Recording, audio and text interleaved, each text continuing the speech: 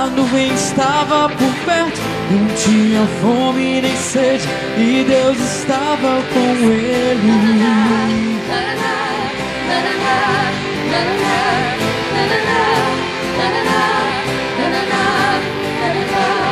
Um povo em pleno deserto, e eu não havia doentes, maná que vinha do céu matava a fome daquela gente.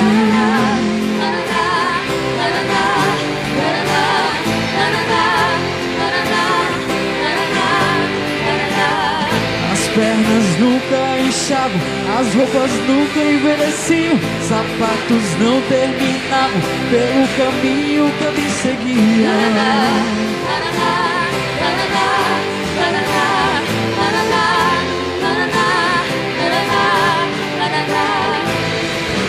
Que Deus é esse que está por perto e fez o seu projeto no deserto? Que Deus é esse que está por perto, que fez o seu projeto no deserto?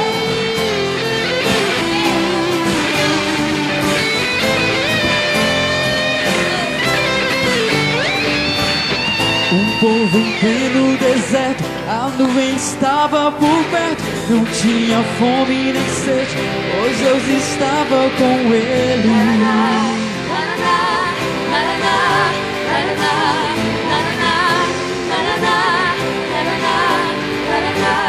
Um povo em pleno deserto, e não havia doentes, maná que vinha do céu matava a fome daquela gente.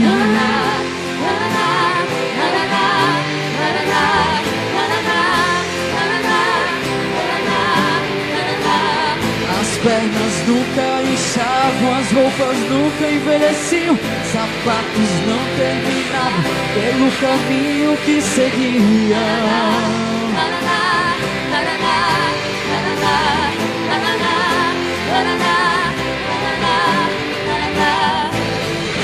Que Deus é esse que está por perto, que fez o seu projeto no deserto?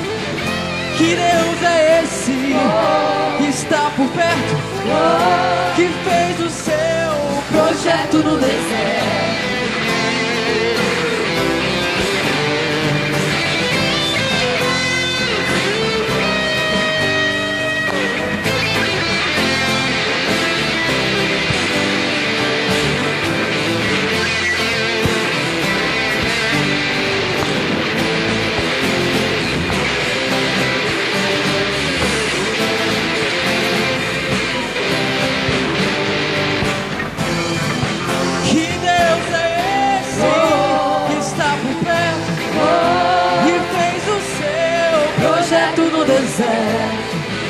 Que Deus é esse que está por perto, que fez o seu projeto no deserto?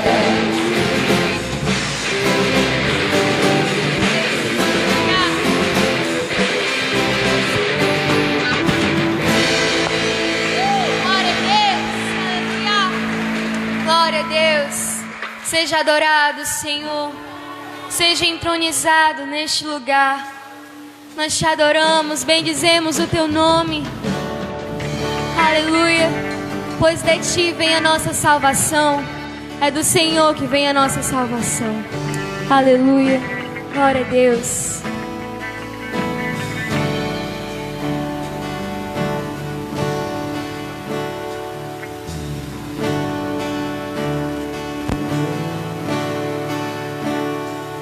Sua face é como um leão, seus olhos como chamas de fogo, seus pés reluzentes, suas mãos poderosas. Bendito é o Cordeiro de Deus, bendito é o Cordeiro de Deus. Sua face é como um leão, seus olhos como chamas de fogo, seus pés reluzentes, suas mãos poderosas. Bendito é o Cordeiro de Deus, Bendito é o Cordeiro de Deus. Seja adorado aquele que está entre nós, adorado no seu santo monte. Seja adorado Cristo, o Filho de Deus, para sempre, sempre. Amém. Pelos séculos dos séculos. Amém. Seja adorado aquele que está entre nós, adorado no seu santo monte. Seja adorado Filho de Deus, para sempre, sempre. Amém. Pelos séculos dos séculos. Amém. Santo é o Senhor.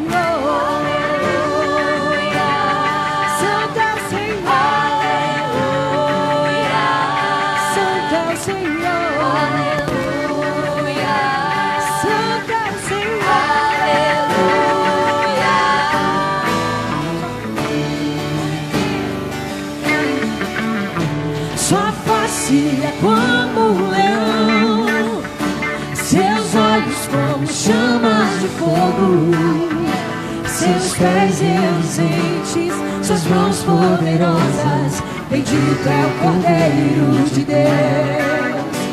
Bendito é o Cordeiro de Deus. Seja adorado aquele que está entre nós, adorado no seu santo monte. Seja adorado Cristo, o Filho de Deus, para sempre, sempre. Amém. Pelos séculos dos séculos. Amém.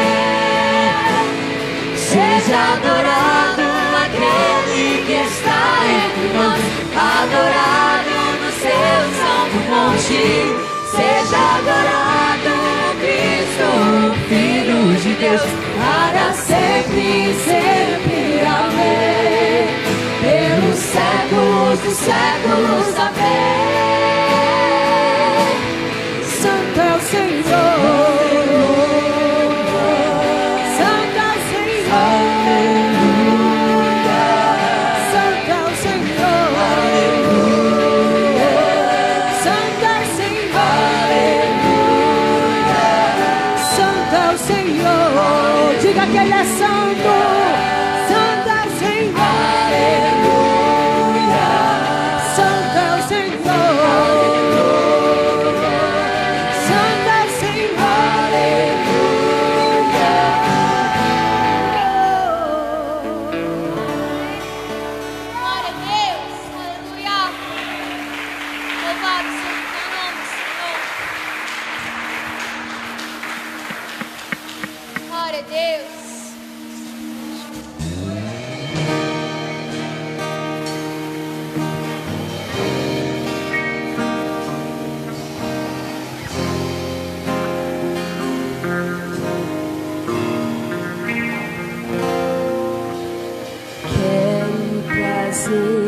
A memória,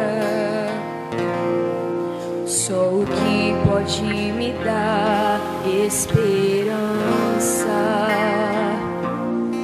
Não vou pensar em nada que me entristeça. Não vou deixar ninguém pisar nos meus sonhos, nem roubar a minha fé. Não vou deixar que contaminem a minha mente. Não vou dar brechas, pois é isso que o inimigo quer. Mas vou ocupar a mente com as coisas lá de cima. Não vou entregar os pontos, não vou dar a volta por cima.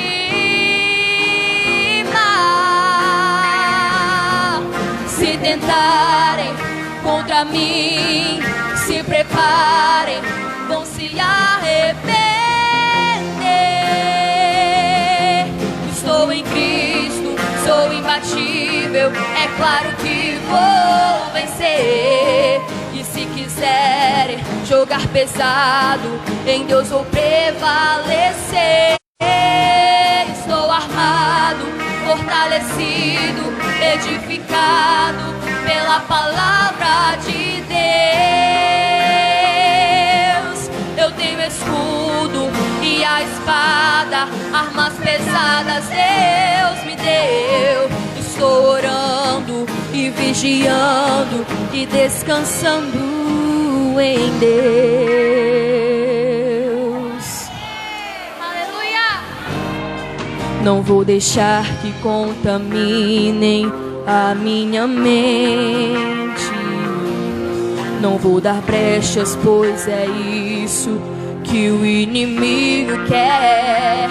Mas vou ocupar a mente com as coisas lá de cima.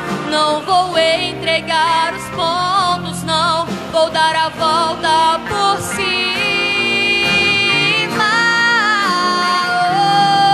Se tentarem contra mim, se preparem, vão se arrepender. Estou em Cristo, sou imbatível, é claro que vou vencer. E se quiserem jogar pesado, em Deus vou prevalecer. Estou armado, fortalecido, edificado pela palavra de Deus. Eu tenho escudo e a espada, armas pesadas Deus me deu. Estou orando e vigiando e descansando em Deus. Vou profetizar minha vitória e tomo posse dela aqui agora. E te agradeço, ó Deus.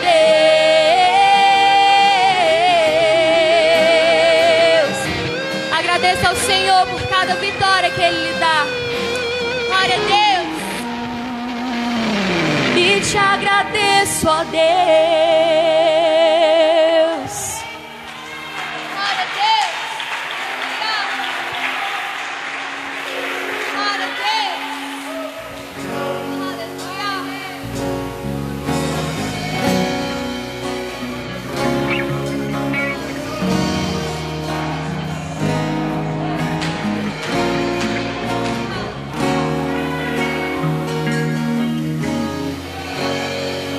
Trajetória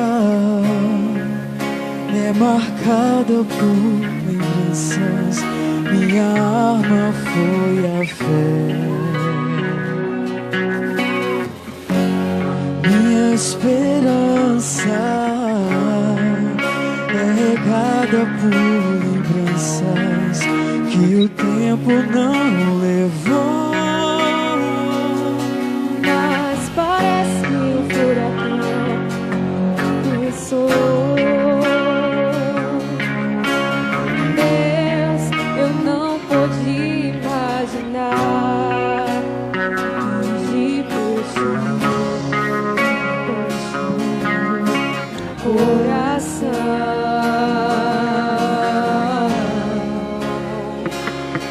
Dessa vez não consigo te tocar, não tenho forças pra tomar. Confesso, já tentei. Dessa vez eu entrei no quarto e tranquei a porta. Só tu podes me encontrar, Senhor, pois tu és o Deus que me vê.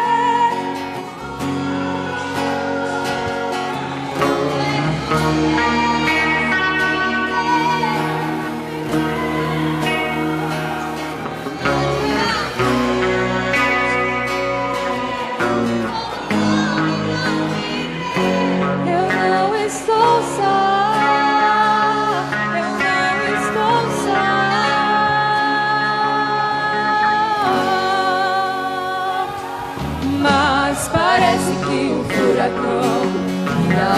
sou.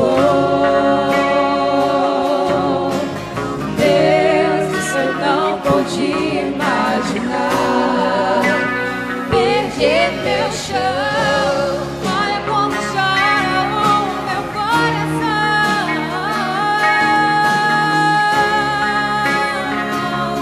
Dessa vez não consigo te tocar. Não tenho forças pra clamar. Confesso, já tentei. Dessa vez eu entrei no quarto e tranquei a porta. Só tu podes me encontrar, pois tu és o Deus que me vê no oculto. Tu és o Deus que me vê no secreto. Tu és o Deus que me vê quando o homem não me vê. Eu não estou só. Eu não estou só. Tu és o Deus que me vê no oculto. Tu és o Deus que me vê no secreto. Tu és o Deus que me vê quando o homem não me vê. Eu não estou só. Não estou só. Aleluia! Nós nunca estamos sós. O Senhor nos conhece. Aleluia! Ele sabe da nossa intimidade com Ele. Glória a Deus. Louvado seja o nome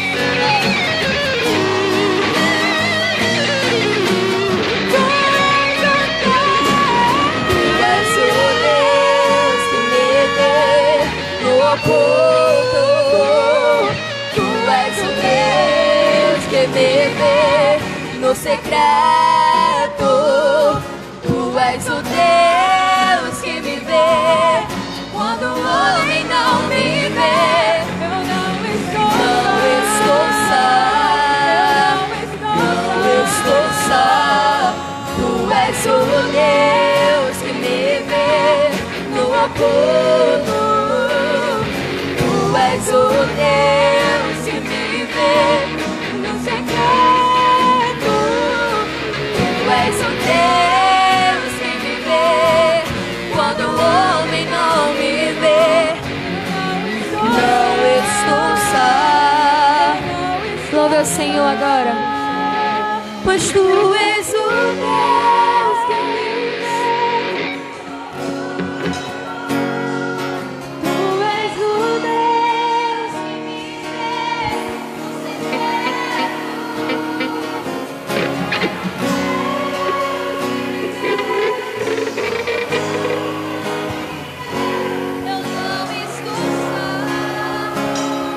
Eu não estou só. Tu és o Deus que me vê no oculto. Só tu, Senhor. Tu és o Deus que me vê no secreto. Tu és o Deus que me vê quando o homem não me vê. Eu não estou só. Não estou só.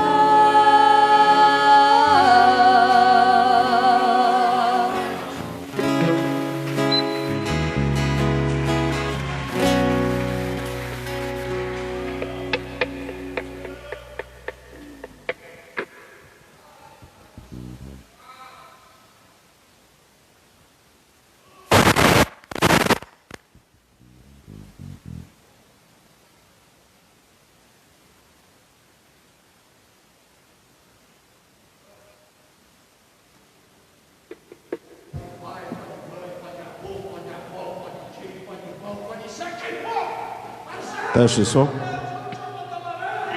1, 2, som. Pai do Senhor, povo de Deus. Amém? Temos 2 pedidos de oração. A irmã Patrícia, ela fez um exame e deu suspeita de glaucoma. Quem é a irmã Patrícia? Ela é daqui?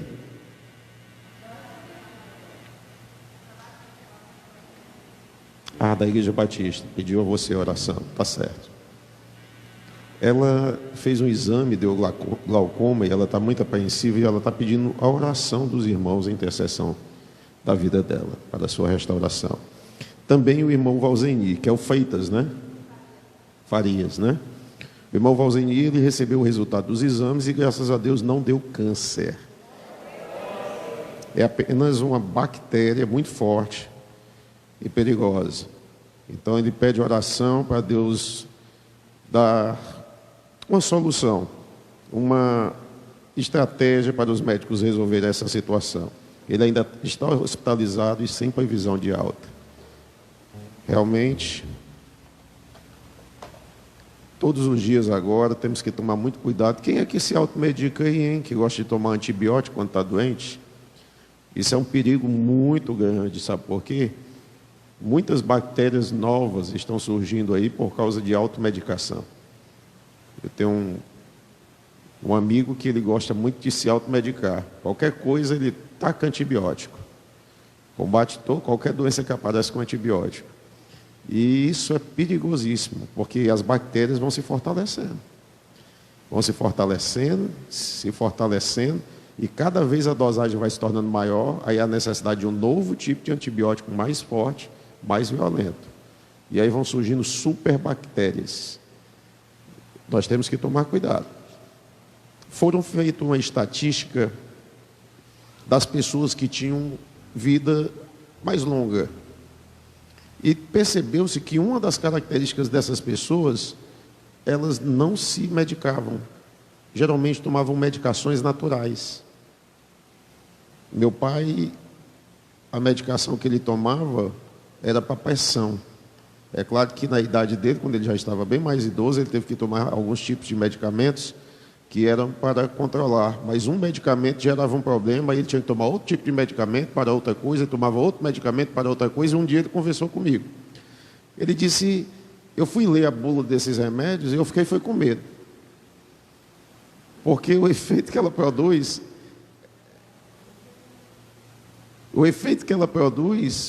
é mais maléfico em algumas áreas do organismo para curar outra. Então, eu já tenho que tomar outra medicação para curar outra coisa. E um dia ele disse que não ia mais tomar nada. Tomava só sua medicação para pressão. A situação é que foi feito um estudo recentemente e perceberam-se que as pessoas que têm idade mais avançada foram pessoas que tinham geralmente cuidado com a sua saúde, com a sua alimentação, bebiam muita água e tomavam remédios naturais, procuravam se medicar com remédios da própria natureza. E isso serve para nós, né? Antigamente os homens viviam bem mais e cuidavam muito mais da sua fisiologia com remédios naturais. O pastor Gessé que fala muito isso agora, né? Que está tentando fugir do industrializado, as alimentações industrializadas. Quero passar para os irmãos os avisos da semana. Sábado nós teremos o nosso evangelismo, como já está sendo avisado. Porém, nós queremos que os irmãos façam as suas inscrições para participar, porque pela manhã nós teremos o evangelismo nas ruas, e à tarde de porta em porta. À noite nós teremos o nosso culto campal na Praça do Álvaro Wayne, no antigo Varandão.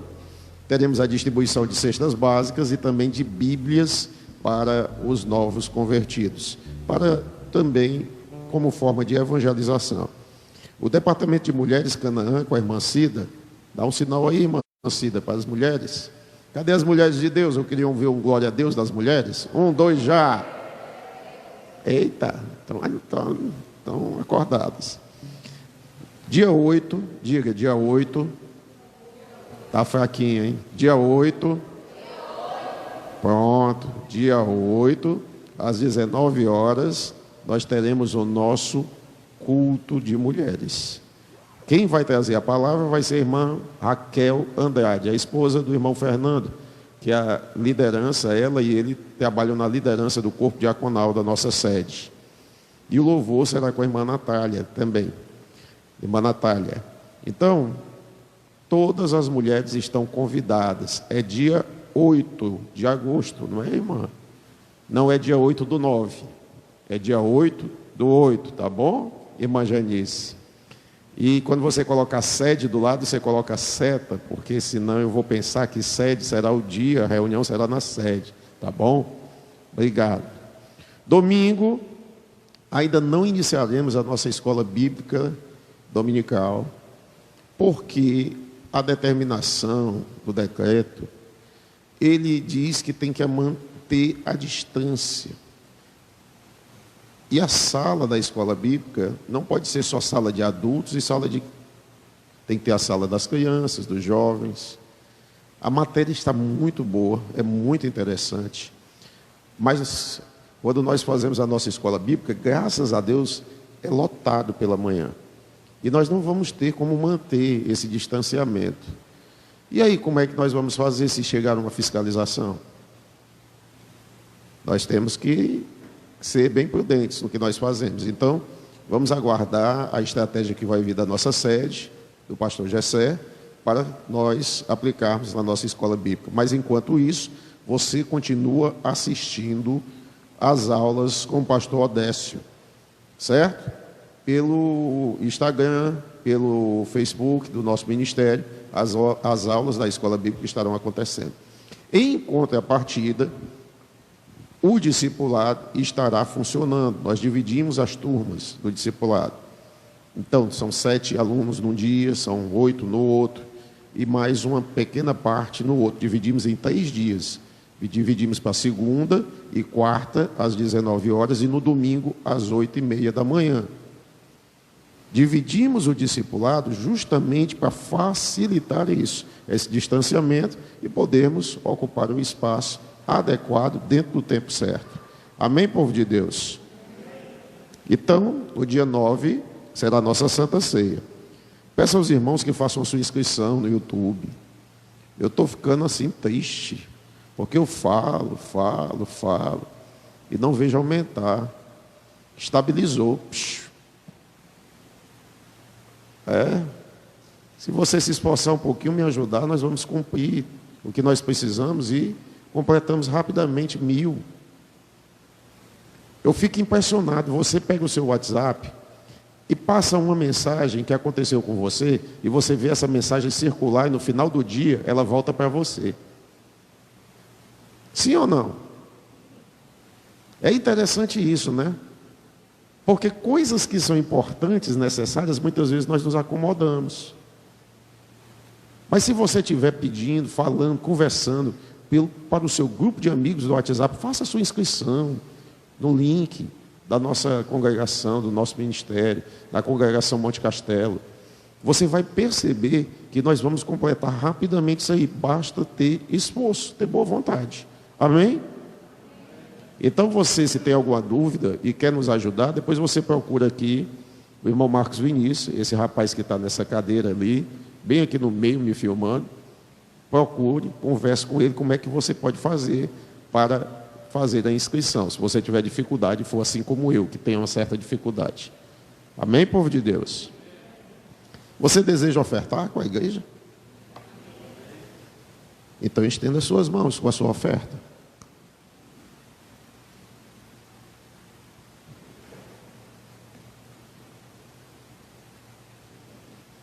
Pai maravilhoso, Deus eterno, te agradecemos em nome do nosso Senhor e Salvador Jesus Cristo. Te agradecemos pela oportunidade de estarmos contribuindo, de estarmos fazendo parte da tua obra, pela oportunidade de semearmos, que a semente seja colocada em terreno fértil e que haja produção de frutos. Que vejamos mais congregações, mais igrejas, mais filiais sendo abertas, que vejamos o nosso ministério cada dia mais bonito, mais adornado, com um templo bonito, lindo, que possa assim na terra representar o nosso zelo pela tua glória. Que a tua mão poderosa, o teu poder santo, a tua bênção inaudita seja derramada sobre os teus filhos em nome do Senhor Jesus. Amém.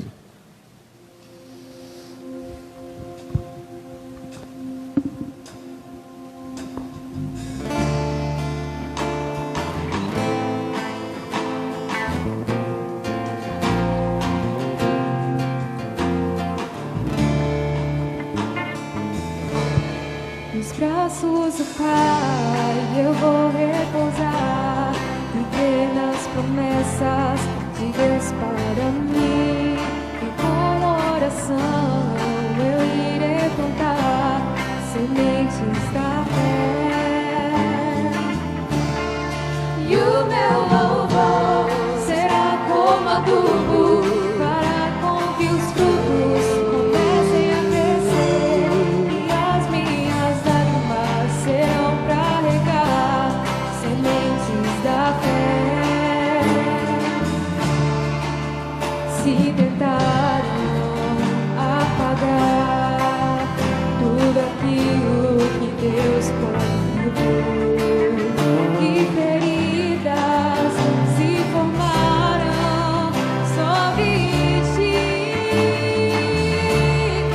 saiba que Deus de ti não esqueceu.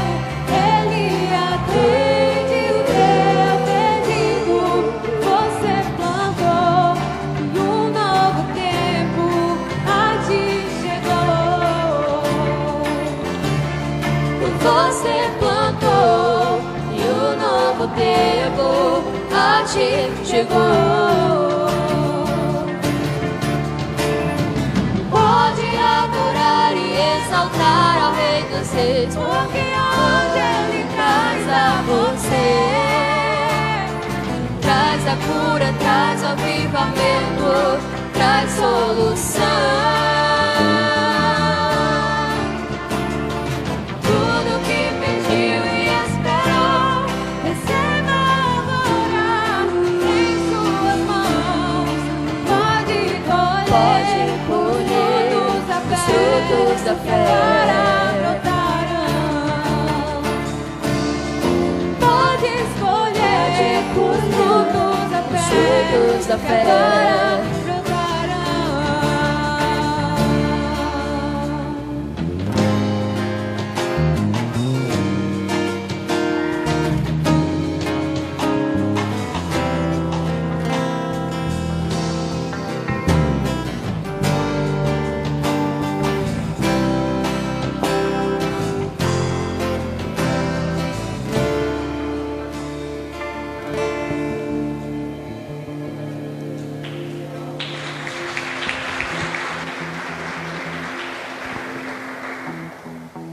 Abra sua Bíblia no livro de Gênesis, capítulo 26. Gênesis, capítulo 26.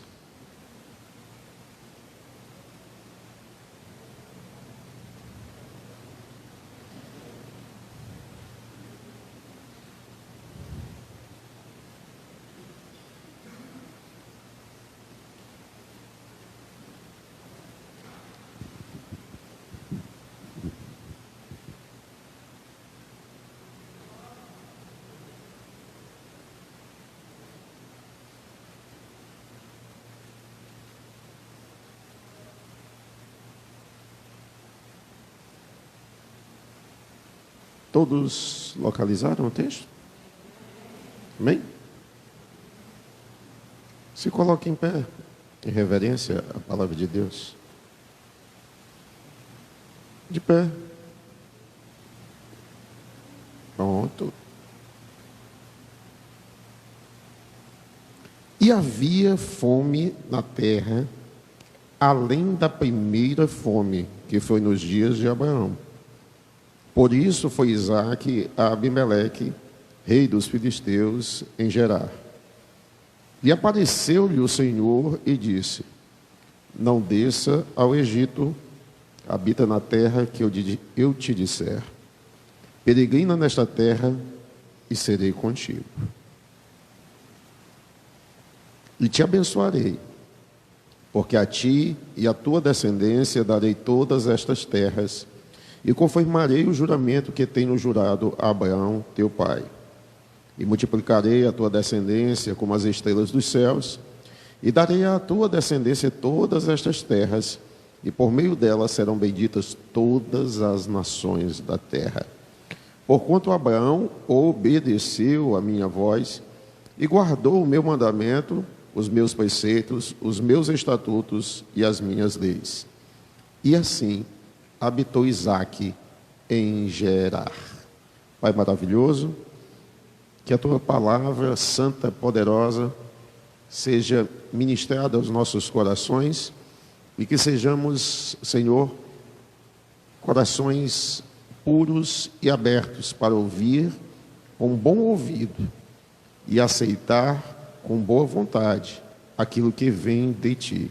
Que possamos ter discernimento, sabedoria, compreensão, vivacidade, expertise, rapidez nas ideias, inteligência das coisas santas.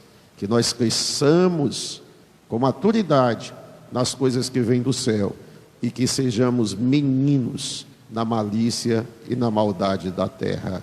Amém. Amém. Toma o seu lugar, se assente. Estamos no nosso culto de ensino da palavra de Deus. E a mensagem, a palavra, como todos perceberam, trata de um tema simples chamado obediência. Olhamos para Isaque, filho de Abraão, o filho da promessa. Abraão tinha outro filho chamado Ismael. Porém, Isaque era o filho da promessa.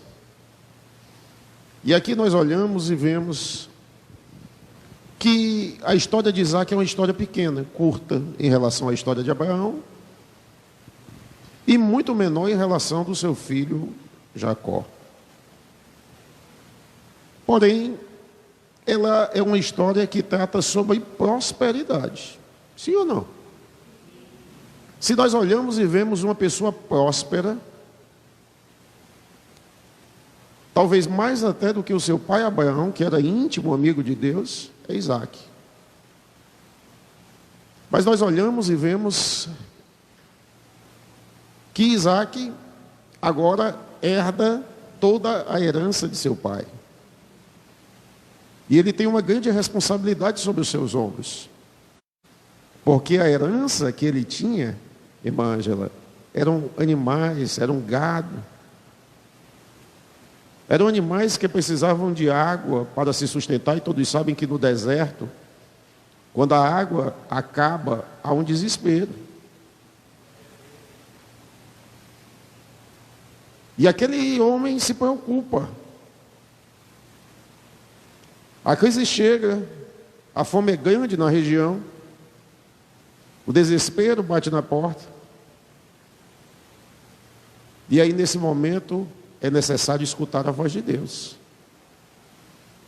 É nesse momento que a voz de Deus faz a grande diferença na nossa vida, dos momentos de grandes dificuldades, dos momentos de grandes crises. A voz de Deus é quem faz a diferença no resultado que nós teremos na nossa vida. Porque existem duas vozes ardendo dentro do homem. Um é a sua natureza, é o medo. A outra voz é a voz de Deus, distinta, forte, mas suave, tranquila, que acalma o coração. E neste momento, ele resolve tomar uma decisão. E o Senhor chega a ele e diz a ele: espera aí, não vá para o Egito. Por quê? Nós olhamos e vemos aqui que a voz de Deus, neste momento, traz uma diferença enorme sobre Isaque. Isaque pensava em descer para o Egito, porque no Egito seria mais fácil ele se manter, cuidar do seu gado, cuidar dos seus animais. Porque na hora da dificuldade nós procuramos a saída mais fácil aos nossos olhos. Sim ou não? É natural isso. Só que nós não somos seres naturais, somos seres espirituais, sim ou não? Apesar de vivermos num corpo humano, físico. É esta luta que surge diariamente dentro da nossa vida. É a nossa carne querendo fazer uma coisa e o Espírito de Deus dentro de nós querendo fazer outra. E imaginem a luta daquele homem, que dentro de si tem os seus gados, seus animais, tudo o que ele possuía. E ele olha e vê: a saída que eu tenho é ir para o Egito, porque ali tem o rio Nilo, que é perene durante todo o ano. Ali tem alimento durante todo o ano, mas eu tenho que abandonar a terra que o Senhor indicou ao meu pai, a Abraão. E Deus chega para ele e diz: ei, espere aí, fica nesta terra e eu serei contigo. Olha aí. Você não entendeu o que eu estou dizendo. Se Deus chegasse para você e dissesse: faça isso que eu estou com você, o que é que você diria? Mas diria dessa forma? Glória a Deus. É? Como é que você responderia? Fala-me, Jesus. A minha máquina de choque aqui. A primeira coisa que nós nos sentimos é encorajados, porque se Deus é por nós. E aqui nós vemos uma coisa: a diferença está na voz de Deus. Quando Agar, ela estava perdida, todos os seus sonhos estavam destruídos, foi nesse momento que o Senhor falou e abriu os olhos de Agar. Olha o que é que está escrito em Gênesis capítulo 21. Olha aí o versículo 17.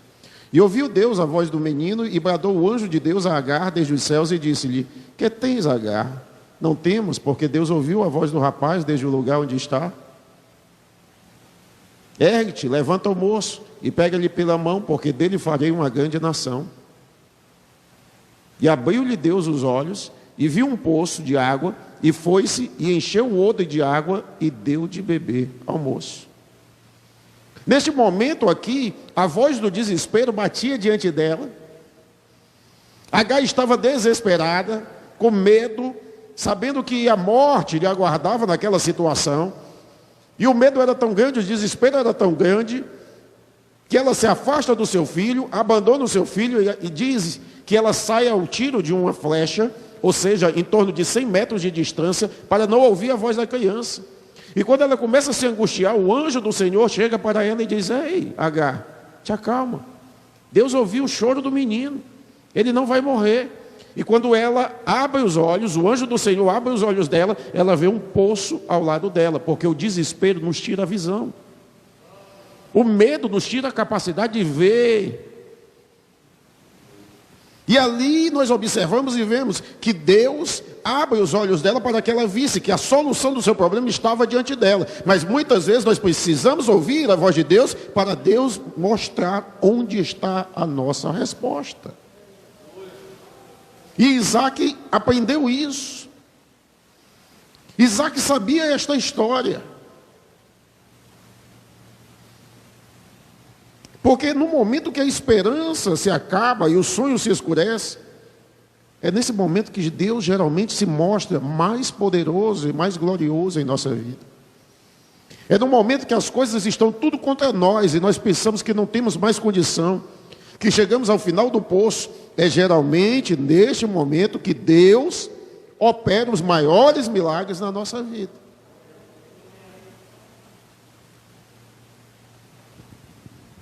E aqui nós aprendemos uma coisa. A voz de Deus foi clara. Olha o verso 2, a parte B, do capítulo 26. Não, vamos lá, povo de Deus. Não,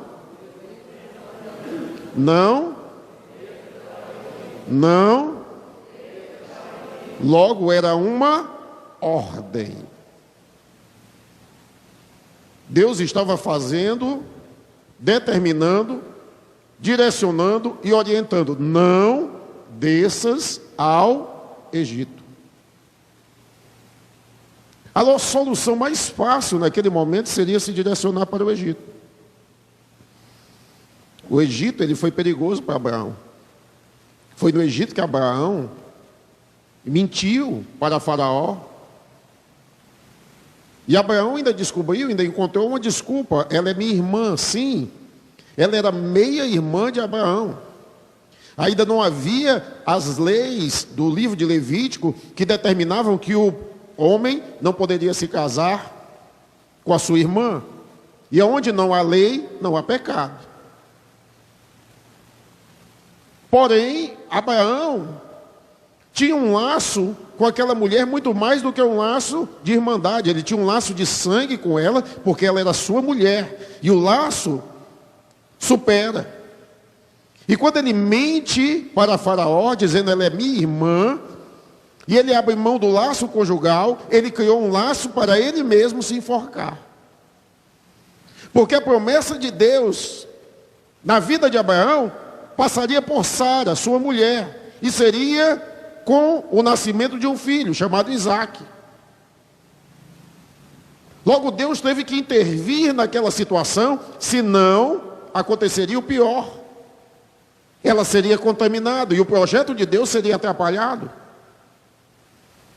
Deus teve que enfermar Faraó, adoecer toda a casa de Faraó, para que ele não tocasse em Sara. Porque simplesmente Abraão não teve coragem, não confiou suficientemente em Deus para dizer, ela é minha mulher. O Egito simbolizava fartura e prosperidade, mas também simbolizava fracasso espiritual. Porque às vezes nós olhamos para a nossa sociedade e vemos pessoas que estão ricas, prósperas. A visão humana, diante das situações do mundo, mas espiritualmente estão mortas e destruídas. Ontem eu conversava com uma pessoa de grande influência aqui no nosso estado. E ele falava sobre a situação dos bairros que ele estava visitando. E ele disse, eu fui visitar um bairro da nossa cidade chamada, ali é o Barroso 2, mais conhecido como Babilônia. E o líder do tráfico de drogas daquela região mora na beira-mar. Carro importado, Range Rover, e foi marcado o horário para ele entrar naquela região, ele tinha que ter autorização dele. E ele marcou o horário para poder ir lá e diz, o que é que você vai fazer aqui? De onde você é, o que é e qual é o trabalho que você vai fazer aqui? Ou seja, uma autoridade paralela ao Estado. Porque a autoridade que nós conhecemos é o nosso Estado, sim ou não? Só que o nosso Estado está fracassando. E eu falo isso sem medo.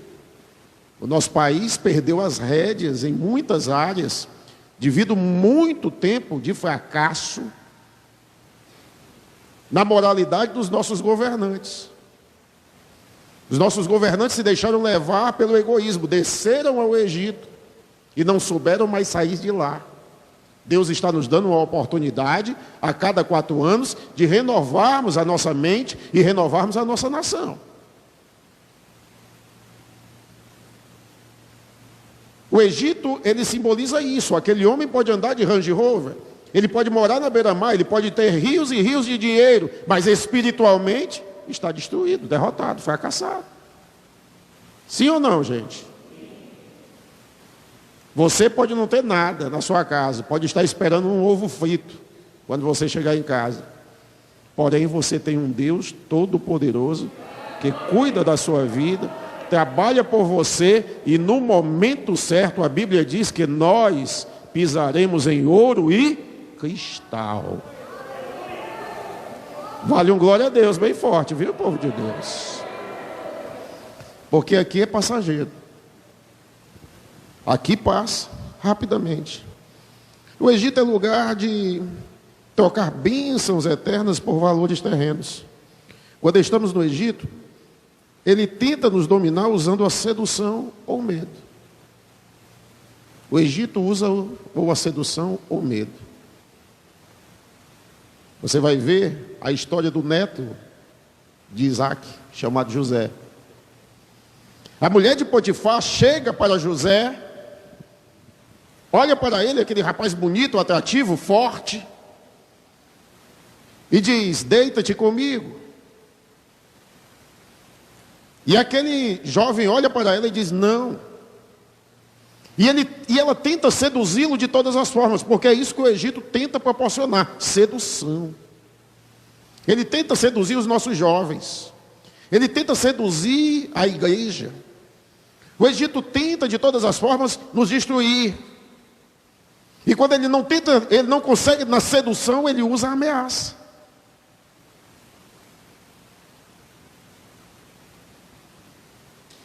Agora, algumas leis estão sendo planejadas contra o povo de Deus. Querem criar uma delegacia para tratar dos crimes de intolerância religiosa. Ou seja, os pastores não vão poder mais pregar contra o pecado, porque isso é intolerância. Quando a mulher de Potifar vê que não vai conseguir, ela ameaça José. Ela ataca José, ela agride José e ela diz: ele tentou me violentar, ele tentou me estuprar. E José foi jogado na cadeia. O Egito tenta de todas as formas destruir. É por isso que o Senhor estava dizendo: não desça para o Egito. E eu quero dizer para você, meu amado, minha amada, que se existe este mundo espiritual chamado Egito, que tenta nos destruir, também existe um mundo espiritual chamado Reino de Deus, que nos acolhe, que nos protege, que nos guarda.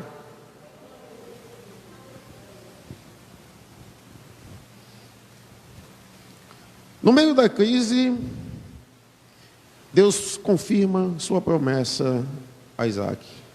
Que coisa maravilhosa, nosso Deus. Olhe para quem está ao seu lado e diga: no meio da crise, no meio da dor, no meio do sofrimento, Deus renova as suas promessas a Isaac. Olha aí o verso 4 do capítulo 26. E multiplicarei a tua como as estrelas dos céus, e darei à tua semente todas estas terras. E em tua semente serão benditas todas as nações. Gente, o homem estava morrendo de medo, com fome, desesperado, pensando que tudo ia se acabar. Aí Deus chega e diz: ei, vou multiplicar a tua semente, vão dominar sobre a terra, vão se espalhar sobre a terra. Você será uma grande prosperidade e serão bênçãos para todas as famílias da terra. Mas Deus gosta de nos confundir, não é? Quando a gente pensa que está tudo acabado, Ele fala de um futuro distante do que Ele vai fazer para nós. Sabe por que é isso?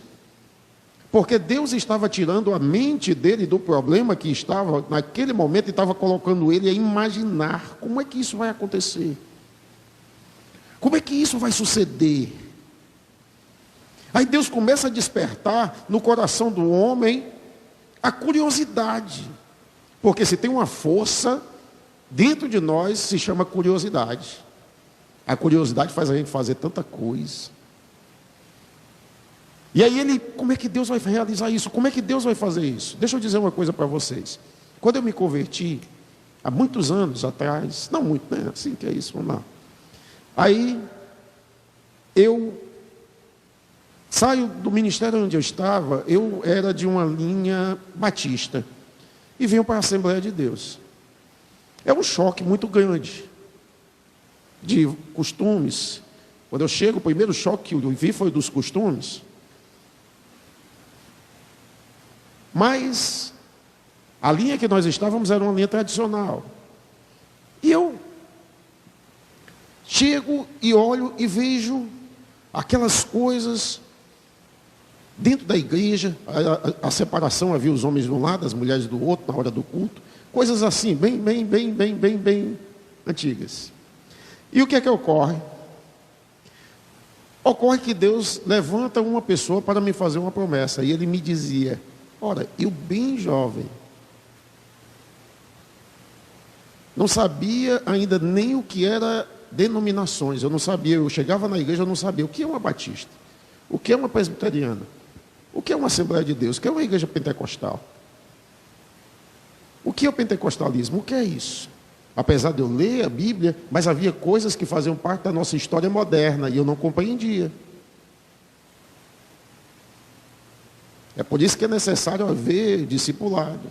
É por isso que é necessário haver a escola bíblica dominical. Porque é nesse momento que você vai aprender e entender sobre a administração eclesiástica, sobre a formação, sobre o que é o pentecostalismo, por que existem igrejas tradicionais, por que se crê no dom do Espírito Santo, não se crê, por que alguns guardam a lei de Moisés num tempo que não é para se guardar a lei. Porque a lei de Moisés não foi dada para nós, ela foi dada para o povo judeu, e a parte da lei foi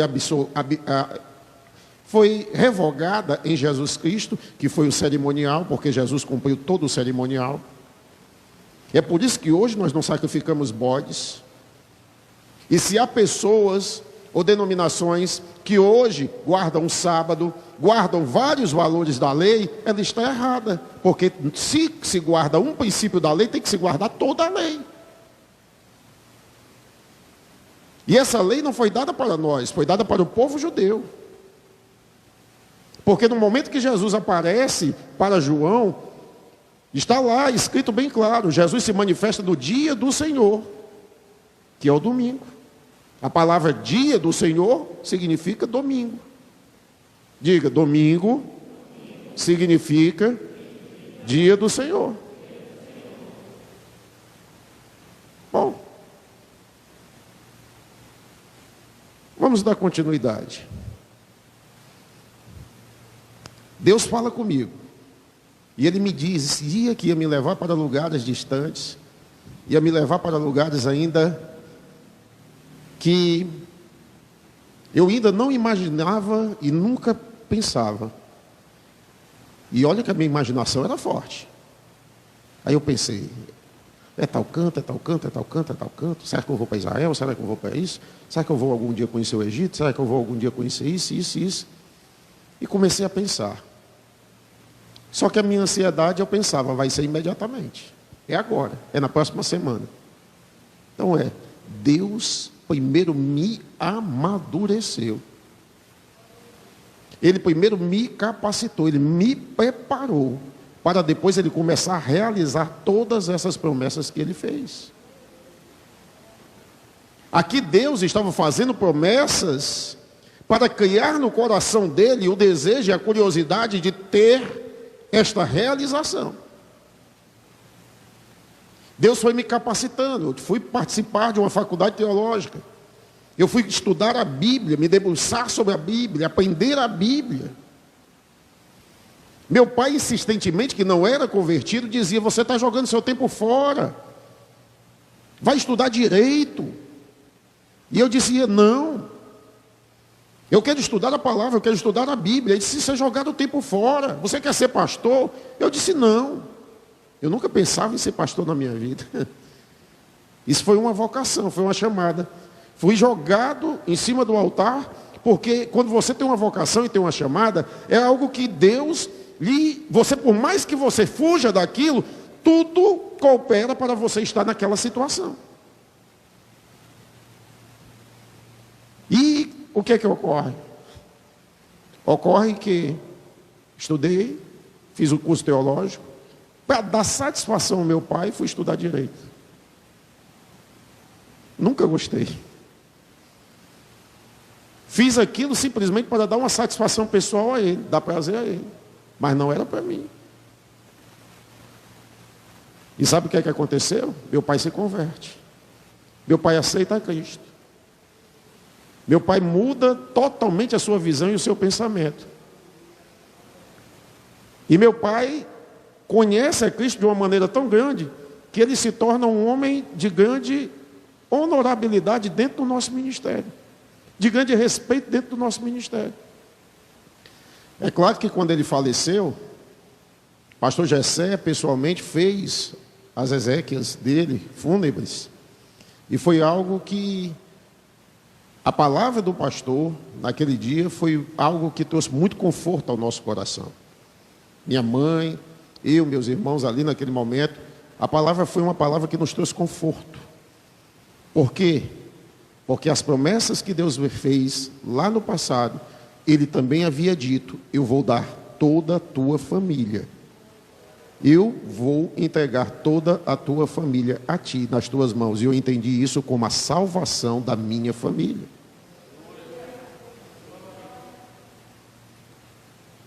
Se ele não obedece à vontade de Deus, ele estava jogando fora um projeto que Deus tinha para ele e um projeto que Deus tinha para nós, toda a humanidade. Olhe para quem está ao seu lado e diga: obediência resulta em prosperidade para mim e minha família. E Deus diz: e abençoarei a 1000 gerações daqueles que me amam e guardam os meus mandamentos. A promessa de Deus estava diretamente ligada à obediência de Isaac. Quando Deus diz: não desça para o Egito, fica na terra que eu te indiquei. A maior promessa de Deus é essa. É quando ele diz para Isaac: eu serei contigo. É por isso que Jesus, ele disse uma palavra maravilhosa para nós, em Mateus capítulo 28, verso 20. E eu digo que essa é uma das maiores promessas para nós aqui na terra, não a do céu. Eu falo aqui na terra.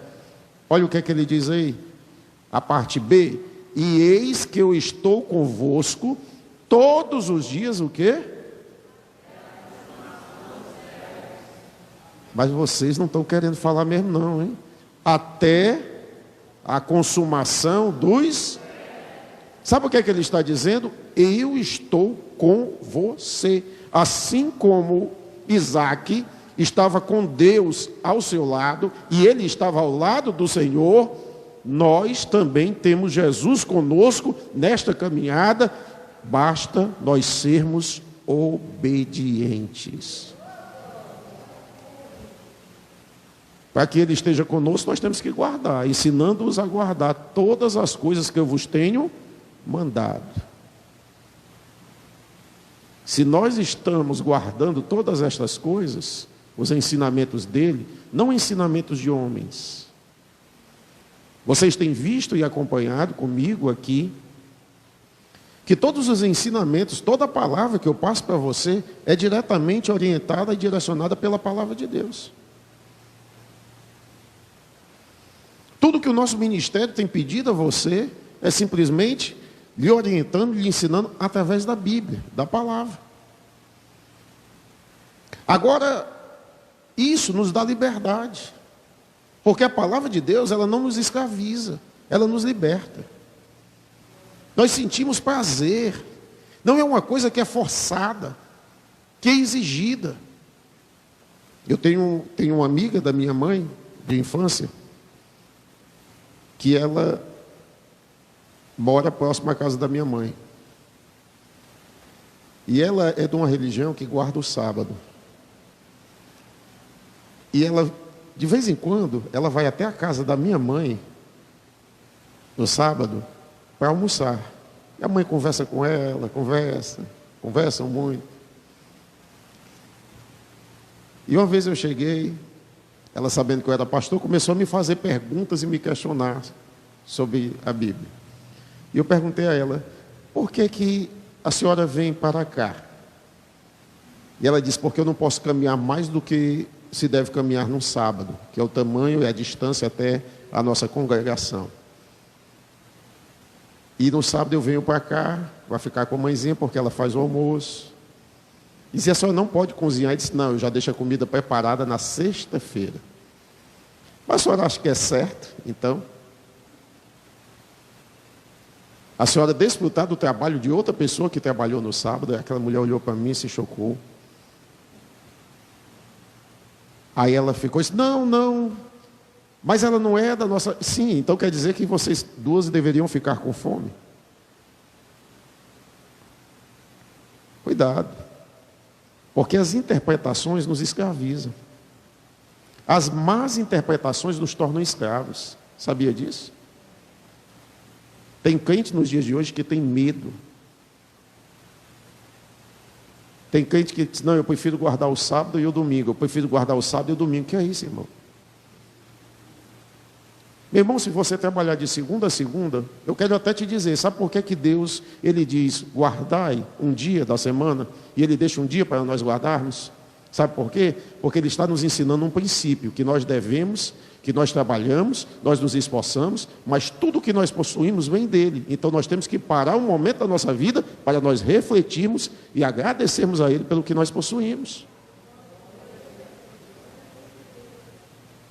Agora também tem um ano sabático, né? A cada 7 anos deveria se passar um ano sem trabalhar. E aí? Ninguém vê eles fazerem isso, né? Observa, povo de Deus. Moisés era um homem consciente, ele sabia que a presença de Deus na sua liderança era a garantia do sucesso. Moisés, ele temia estar à frente do povo se Deus não estivesse com ele. Em um determinado momento, Deus chega para Moisés e diz, eu não vou mais com vocês, eu vou mandar meu anjo. Eu vou mandar um anjo à frente de vocês. É claro que, teologicamente, nós temos que ter agora a visão espiritual do que estava acontecendo. Deus estava mostrando que a lei não era suficiente para aplacar a ira de Deus sobre aquele povo. Aquele anjo representava Jesus Cristo, que seria o mediador diante do povo. Moisés olha para o Senhor e diz, não, se tu não fores conosco, não permita que nós saiamos daqui. E Moisés clama, e ele intercede, e ele clama, e Deus diz, pois eu irei com vocês. Mas quando chegar o momento certo, eu visitarei a minha ira em cada um deles. A desobediência produz a ira de Deus. Porém, a obediência nos ensina e mostra a todos que Deus, ele tem um caminho melhor para a nossa vida. Sansão, ele quando desobedece ao Senhor, a primeira coisa que o adversário faz com ele é vazar dos seus olhos, tira a sua capacidade de ver, tira a sua capacidade de sentir a claridade, a luz, de ter a percepção das coisas que estão ao seu redor. Logo nós entendemos que esta é a vontade de Satanás, tirar a capacidade da luz entrar nos nossos olhos, porque os olhos são a janela da alma. E a Bíblia diz que Satanás colocou um véu para que as pessoas deste século não vejam brilhar a luz do Evangelho de Jesus Cristo. A obediência proporciona a capacidade de vermos a luz do Evangelho. O peso da desobediência é o afastamento de Deus. Deus se afasta. Gente, sabe o que é que atormenta qualquer ser humano? Sabe o que é que me atormenta? Sabe o que é um verdadeiro desespero para mim? Eu posso confessar a vocês. É quando por algum motivo eu acho que Deus se afastou de mim. É quando por algum motivo eu acho que o Espírito Santo está entristecido com algo que eu falei, com algo que eu fiz. E eu perco a segurança, a capacidade de ter essa ousadia de ministrar a palavra de Deus. Eu tenho medo de falar. Eu tenho medo, aqui eu já falei para os irmãos, eu acho que eu já falei para 1 ou 2 irmãos, que quando eu não estou me sentindo bem, eu evito o aconselhamento. Eu evito falar com as pessoas e dar conselho. Porque eu posso falar algo que não é de Deus, é de mim, da minha natureza. Então evite tais coisas. Primeiro, evite dar a sua palavra para alguém quando você está muito alegre. Segundo, evite também, quando você está triste, tomar decisões.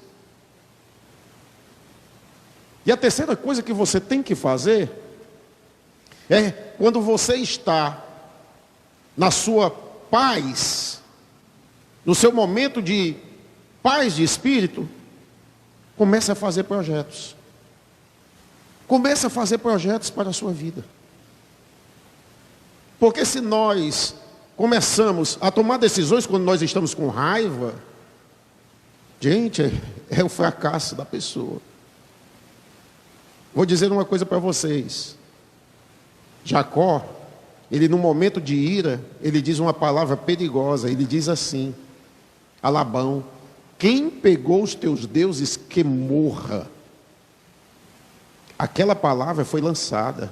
Ele não sabia, a Bíblia dizia, ele não sabia que era Raquel. No tempo certo, aquela palavra vem sobre Raquel. E quando eles estão saindo e chegam no carvalho, Raquel sente dores para dar à luz a Benjamim. E ela morre ao dar à luz, por causa de uma palavra que ele havia dito lá atrás. Tome cuidado com palavras que você fala quando você está com raiva. Toma cuidado quando você abre a boca contra os seus filhos, contra a casa, contra pessoas, contra o seu trabalho, contra coisas que estão contrárias a você. Silencie.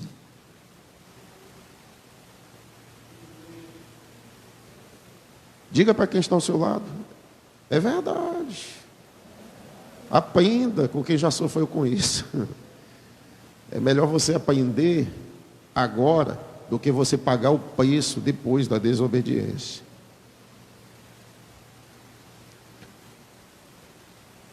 Em Romanos 8,31 nós aprendemos uma grande lição. O que é que diz aí? Se Deus é por nós,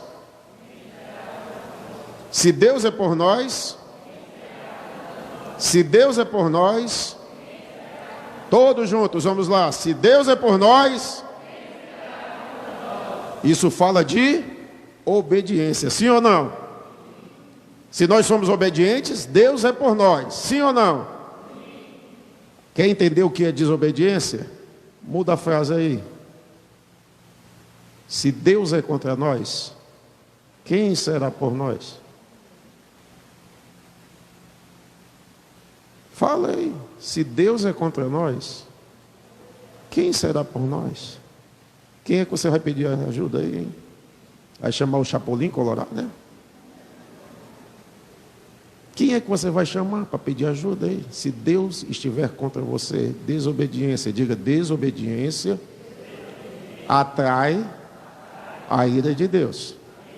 Obediência atrai o favor de Deus.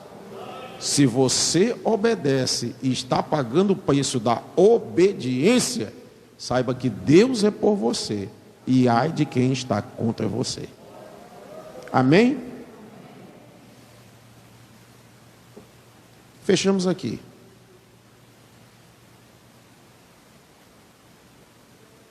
É melhor que seja um alimento que dê para saciar, porque que passa às vezes a gente desperdiça. Quinta-feira, estamos cansados. O impressionante é que toda vez que Deus nos convida a obedecer, irmão Emiliano, Ele nos faz uma promessa de recompensa. Por quê? Vocês já pararam para pensar nisso? Irmão Aguiar, toda vez que Deus nos chama a obedecer, contrário à nossa natureza, Ele faz uma promessa de recompensa para nós. Não precisava.